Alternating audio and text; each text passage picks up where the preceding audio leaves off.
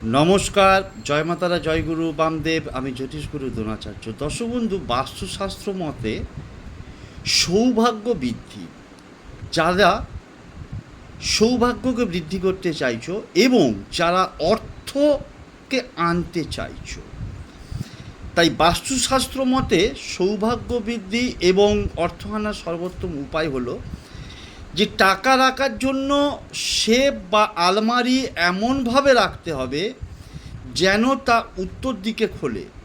উত্তর দিককে কারণ ভগবান কুবেরের দিক বলে মনে করা হয়। বাস্তুশাস্ত্র অনুসারে ঘর পরিষ্কার করার পর কোনো খোলা জায়গায় নোংরা রাখা উচিত নয়। এটিকে সর্বদা এমন জায়গায় রাখুন যেখানে এটি বাইরের লোকে দেখতে পাবে না।